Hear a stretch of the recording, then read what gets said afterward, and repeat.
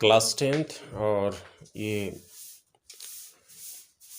Solution 3.5 का।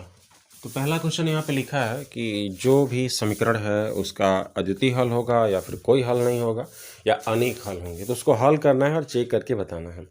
इसका अद्वितीय हल उसको ब्रज गुणनखंड विधि से हल करना है। पहला क्वेश्चन जो है हमारे सामने उसको हम लिख लेते हैं।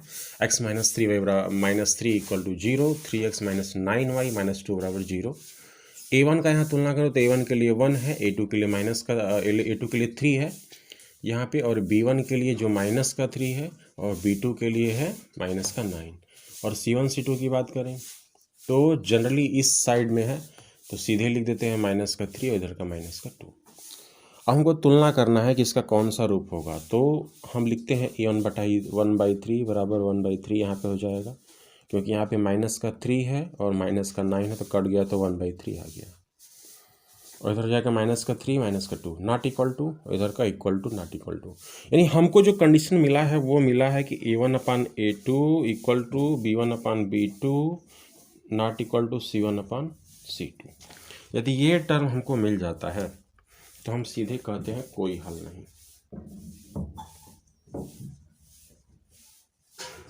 ये कंडीशन हमको मिला है इसलिए इसका कोई हल नहीं होगा। हम दूसरा चेक करते हैं, दूसरा क्या क्वेश्चन है और कैसे लिखेंगे। सेकेंड में जो लिखा है क्वेश्चन वो हमारे सामने है कि 2x + y बराबर 5 और यहाँ पे लिखा है 3x + 2y = 8, ऐसे लिखा है। अब हमको यहाँ पे तुलना करना है तो a1 a2 का जो हम तुलना करेंगे a1 a2, a1 में 2 a2 में 3, और यहाँ पे b1 और इधर b2, b1 में 1 b2 में 2, और यहाँ पे c1 यहाँ पे c2, c1 में -5 और c2 में -8, ऐसा लिखा है। अब हमें इसको तुलना करना है, थोड़ा हम देखेंगे यहाँ पे 2/3, यहाँ पे 1/2, यहाँ पे 5/8, कोई तो इक्वल नहीं है इसका।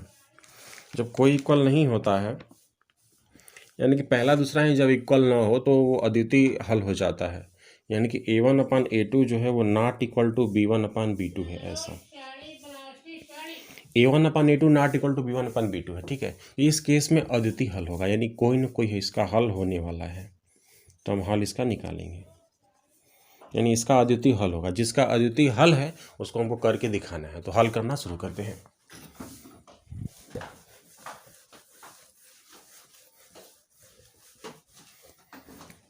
इसको हमको ब्रज गुणनखंड विधि से हल करना है, तो जो ब्रज गुणनखंड विधि से हल करने का नियम है, ब्रज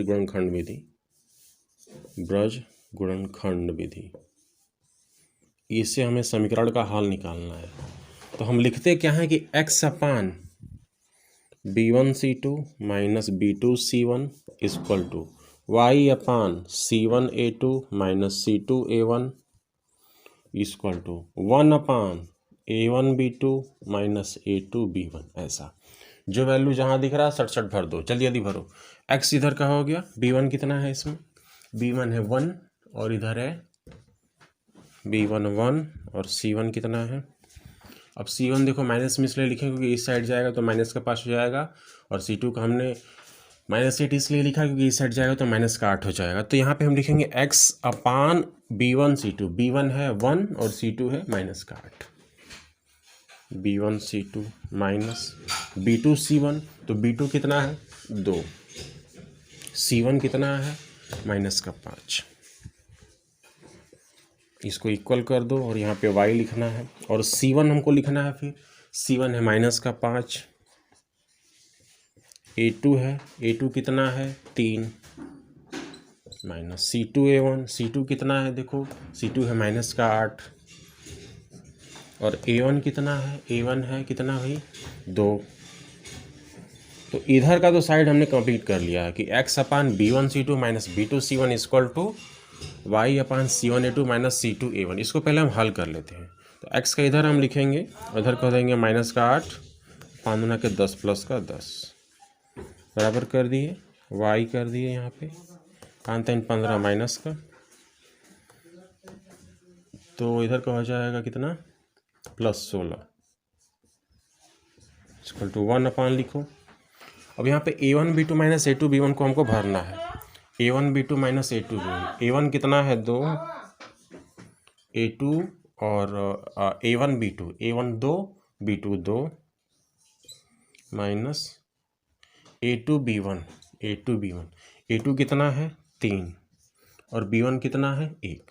ऐसे इसको यदि हम हल करेंगे तो क्या मिलेगा, x बटा के 2 बराबर y बटा के 1 इक्वल टू 1, 4 में से 4 है ये और 3 1 आ गया है, 1 हो गया। ठीक, अब हम इसको फाइनल यदि हम लिखें तो हम लिख पाएंगे x इक्वल टू वाई। सही है, x इक्वल टू 2y हम इसको लिख पाएंगे। तो अब क्या है कि हमें इसको हल करना है।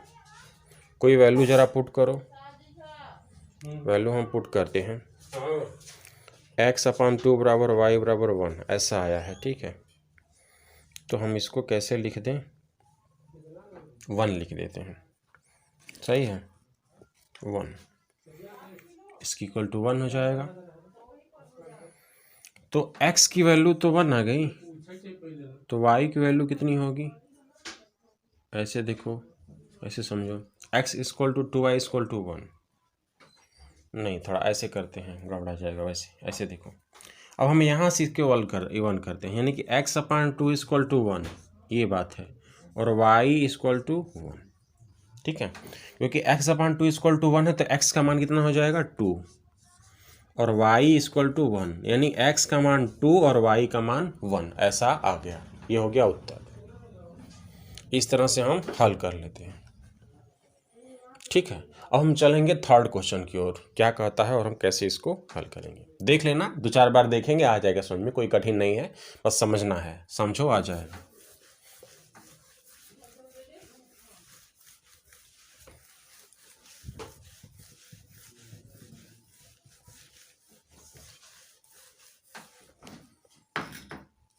अगला क्वेश्चन जो है वो थर्ड है। थर्ड में जो लिखा है वो है कि 3x minus 5y equal to 20 और यहाँ पे लिखा है 6x minus 10y equal to 40 ऐसा लिखा है। अब हमें इसको हल करना है, तो पहले हम तुलना करेंगे। A1 A2 B1 B2 C1 C2 से हमको तुलना करना है, तो लिखो जरा, A1 equal to 3, A2 equal to 6, B1 equal to -5, B2 equal to -10, C1 equal to -20, C2 equal to -40। ये अब हमें इसको जो है हल करना है, तो यहाँ पे हम समझने की कोशिश करें कि 3/6 -5/-10 और इधर का -20/-40 कैंसिल कर दें। 1/2, 1/2, 1/2, यानी सारा 1/2 ही आ रहा है, 1/2 ऐसा। तो जब A1/A2 यानी जो कंडीशन हमको मिला वो कैसा मिला कि A1/A2 equal to B1/B2 equal to C1/C2, ये हमको मिला। तो ऐसा कब संभव है, जब इसके अनेक हल हों।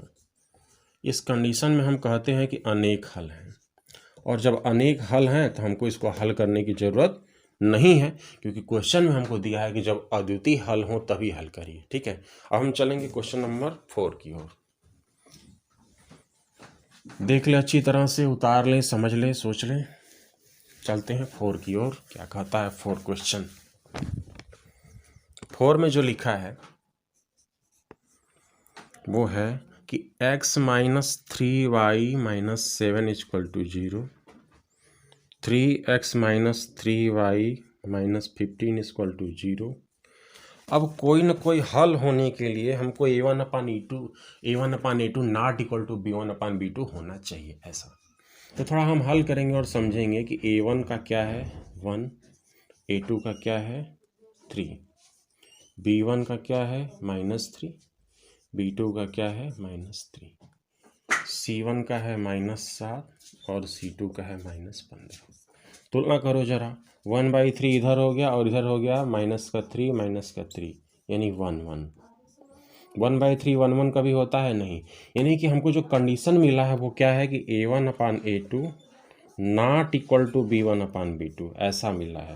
तो अब तो हमको इसको हल करना पड़ेगा, तभी तो होगा। तो इसको हल करने के लिए हम आसानी से हल करना चाहेंगे और इसको हम देखेंगे कैसे आ रहा है, ठीक है। तो ब्रज गुणनखंड विधि का इस्तेमाल करना है हमको इसको हल करने के लिए। थोड़ा इसमें स्याही भर दिया जाए, क्योंकि स्याही नहीं भरा जाएगा तो सब गड़बड़ा जाएगा, ठीक है। तो हम रख देते हैं इस माइक को इधर और भर लेते हैं इसमें से स्याही। स्याही भर ले इसमें। जिसको स्याही भरने नहीं आता वो स्याही भरने का भी देख ले। इससे भरते उल्टा खुलता है, लगाया इधर को है, उल्टा है, उल्टा। चलो देखो,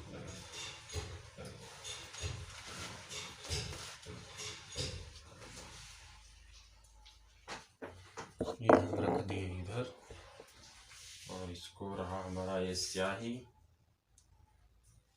चैनल को सब्सक्राइब लाइक करते रहो,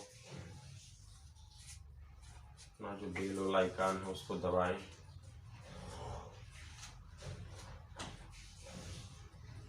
ये हमने भर दिए लगभग 10-12 बूंद स्याही। अब हो जाएगा काम शुरू और हम लोग पढ़ेंगे, ठीक है। सब लोग रेडी रहें। और देखो किसको हमने इधर को घुमाया, उल्टा घुमाना पड़ता है इसको, वरना चलेगा नहीं।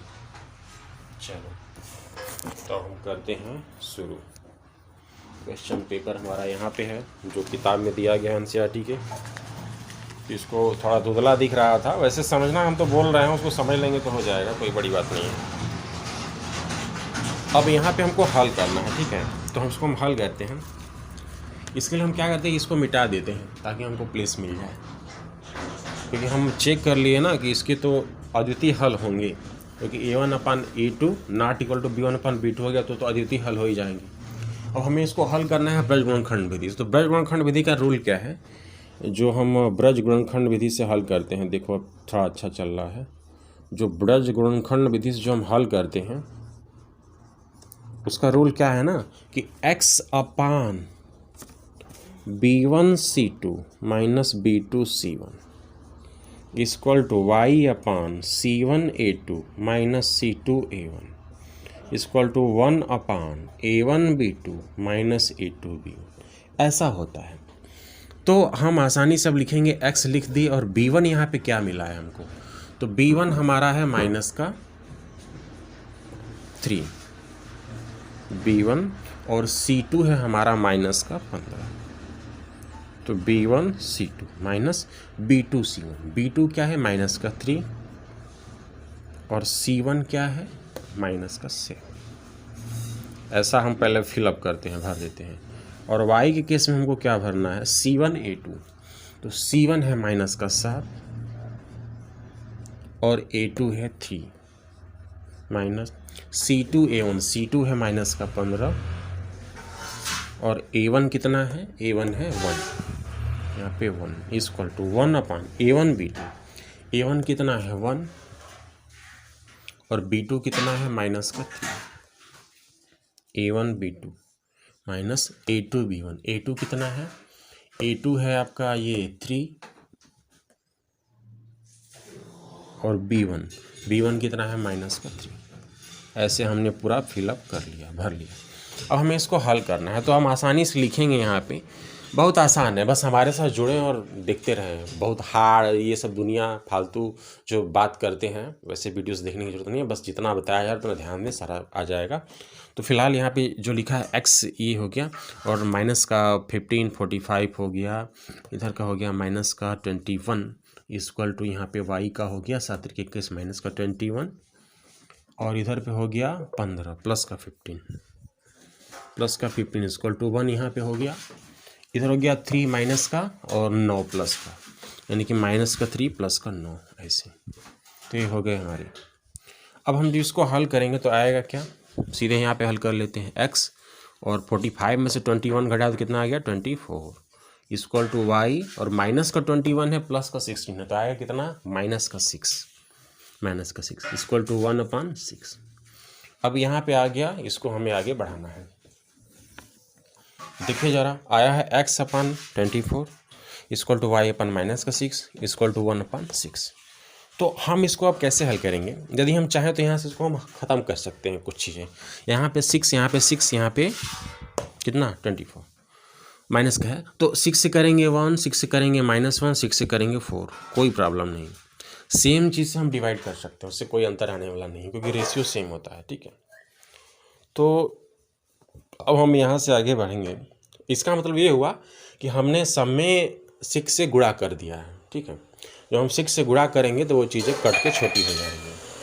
6 मान लो यहाँ पे 6 से गुणा किए तो कैंसिल, 6 से गुणा किए तो कैंसिल, 6 से गुणा किए तो कैंसिल। ठीक है, तो उससे कोई अंतर नहीं आता है। तो यानी हम इसको छोटा रूप में लिख पाएंगे x/4 इक्वल टू y/-1, क्योंकि हमने इसको छोटा करके अपने लिए आसान बनाया है। ठीक है, अब हम इसको हल करेंगे तो ज़रा देखिए, x इक्वल टू कितना हो जाएगा 4 और y इक्वल टू कितना हो जाएगा -1। ये हो गया हमारा आंसर, x इक्वल टू 4 और y इक्वल टू -1। तो पहले का जो था अद्वितीय हल के लिए वो तो हमने पूरी तरह से कर लिया। अब हम चलते हैं सेकेंड क्वेश्चन की ओर, जो हमारा एक मेन बड़ा क्वेश्चन है, और जो भी लिखा है उसको हम लोग पढ़ेंगे और उसको हल करेंगे। ए व बी के किन मानों के लिए निम्न समीकरणों के युग्म के अपरिमित रूप से अनेक हल हैं? सेकेंड का first question, 2x + 3y = 7, a - b × x + a + b × y = 3a + b - 2। ऐसा।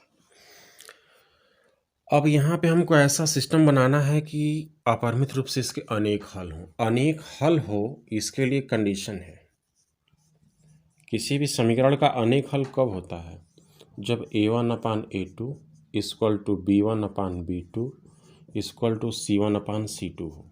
ऐसा होगा तभी अनेक हल होगा। तो ऐसा कंडीशन हम खुद क्रिएट करेंगे। तो यहाँ पे हम मान लेते हैं, इधर का 2 हो गया, a - b भरेंगे यहाँ पे, और इधर का 3 हो गया, इधर का a + b भर देंगे, इक्वल टू कर दें, और इधर का -7 कर दें, और इधर का -a + b। ऐसे इस साइड वाला नहीं, एक मिनट, ये तो -7 हो ही जाएगा, और इधर माइनस हो जाएगा, इधर होगा 3a + b - 2। ऐसे इस तरह हमने भर दिए। अब इधर माइनस को तो हम कैंसिल कर सकते हैं। अब यहाँ पे चेक करेंगे, ये इसके इक्वल है, देखें तो इसका तिर्यक गुणा कर दो, 2/a - b एक साथ हो गया, 3/a + b यहाँ पे, और जो सेकेंड कंडीशन बन रहा है वो बन रहा है, पहले इसको हल कर लेते हैं। इसको जब हल कर लेते हैं, इधर गुणा हो जाएगा 2a + 2b = 3a - 3b। ये यहाँ पे जब हम हल करेंगे, 2a इधर का हो जाएगा -3a, और प्लस का 2b प्लस का 3b = 0। यहाँ पे हो गया ऐसे, इधर का हो गया -a और 3 2 5, 5b = 0, माइनस का a + 5b = 0 आया है। तो इसको हम रहने देते हैं समीकरण फर्स्ट बना के, और सेकेंड में हम देखते हैं क्या आएगा। तो जब हम इसको देखेंगे तो इसको हम लिख पाएंगे 3/a + b = 7/3a प्लस का b - 2, ऐसा लिख पाएंगे। अब तिर्यक गुणा कर देते हैं, इधर तिर्यक गुणा कर देंगे, 3 3 = 9a प्लस का 3b माइनस का 6 = 7a प्लस का 7b। ये हो गया। ठीक है, अब हमें इसको हल करना है। तो 9a इधर का 7 है, तो इस पार भेज दें इसको, 9 में से 7 आएगा तो 2a हो जाएगा, और 3b है इस साइड आएगा तो कितना हो जाएगा -7b, यानी कि -4b हो जाएगा, उस साइड जाएगा तो 6। ये दिख रहा है, क्लियर है। अब हम इसको थोड़ा कम करते हैं, तो यानी 2 का भाग दे देते हैं, /2। तो समय लिख दो, समीकरण 2 में 2 से भाग देने पर, समीकरण 2 यहाँ पे बनाओ और यहाँ पे लिखो, समीकरण 2 में 2 से भाग देने पर। अब इस समीकरण 2 में यदि हम 2 से भाग दे दें तो क्या मिलेगा हमको? 2 से भाग देंगे तो 1 हो जाएगा, a हो जाएगा, और 2 से भाग देंगे तो -2b हो जाएगा, इक्वल टू, फिर जब हम 2 से भाग देंगे तो कितना हो जाएगा 3। ये हो गया। और उससे पहले जो 1 में मिला है -a + 5b = 0, -a + 5b = 0 जोड़ दो, तो -a + से कैंसिल हो गया। ठीक है, और इधर का हो गया 3b = 3, तो b की वैल्यू कितनी आएगी 1, b की वैल्यू तो 1 आ गई। अब जब b की वैल्यू यहाँ पे हमको 1 मिल चुकी है तो हमको a का मान निकालना है। तो सीधे हम लिख देंगे समीकरण 1 में b बराबर 1 रखने पर, समीकरण 1 में जो 1 है -a + 5b बराबर 0, इसमें b का मान हम 1 भर देते हैं। तो यहाँ पे हमारे पास समीकरण क्या है, इसको देखो, -a + 5b बराबर 0 है, -a + 5b बराबर 0 है। b का मान हमने 1 भरा है, तो इधर का हो जाएगा -a + 5 = 0, और यहाँ पे हम लिख देंगे -a = -5, यानी a का मान जो होगा वो 5 हो जाए। a का मान 5 और b का मान 1। ये हो गया सोल्यूशन, यानी a और b का मान हमको निकल गया। इस हिसाब से इसके अनेक हल होंगे। अब सेकेंड में सेकेंड क्वेश्चन क्या दिया है, इसको हमें देखना है और हल करना है। इस क्वेश्चन को बार बार देखिएगा, समझ में आ जाएगा, कोई कठिन नहीं है, बस हमारे साथ जुड़े रहें। चलते सेकेंड क्वेश्चन देखते हैं।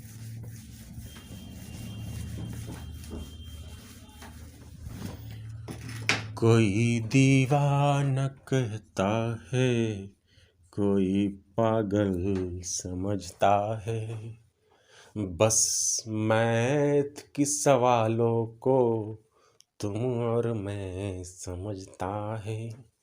सेकेंड में यहाँ पे लिखा है कि किस मान के लिए निम्न समीकरणों के युग्म का कोई हल नहीं है। अब समीकरण युग्म में दिया है और कोई हल नहीं कह रहा है, तो कोई हल नहीं कब होगा, ऐसा तब होगा जब a1/a2 बराबर b1/b2 not equal to c1/c2 हो। इस स्थिति में कोई हल नहीं होता है, इसको हमें ध्यान देना है। कोई हल नहीं की स्थिति तब क्रिएट होगी जब ऐसा हम कंडीशन तैयार करें। तो पहले हम सवाल लिख लेंगे, कोई हल नहीं है। तो यहाँ पे हमको लिखना चाहिए जो क्वेश्चन दिया है कि 3x + y बराबर 1, और जो दूसरा दिया है 2k - 1 into x + k - 1 into y बराबर 2k + 1, ऐसा लिखा है। और कोई हल नहीं कह रहा है, ये कोई हल नहीं वाला बनाओ।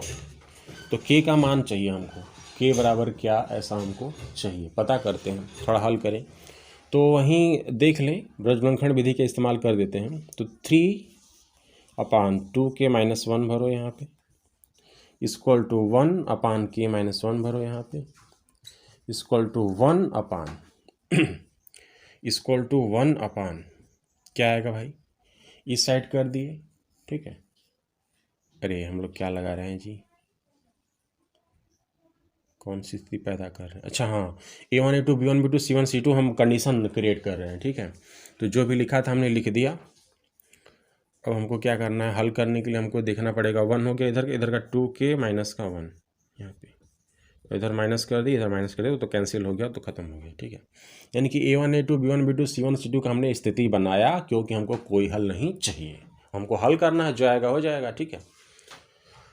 अब इस स्थिति को ये फॉलो कर रहा है, इसलिए कोई हल नहीं होगा, k का मान यहाँ पे हम निकालेंगे। तो पहले हम यहाँ पे भर देते हैं तो यहाँ देखें 2k - 1 इक्वल टू 1/k - 1, इसको पहले हल कर लें।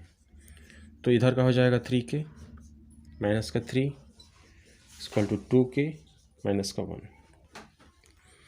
अब 3k में से 2k घटा तो k आ गया, -3 + का 1 इक्वल टू 0, यानी k का मान कितना आ गया भाई, 2 आ गया।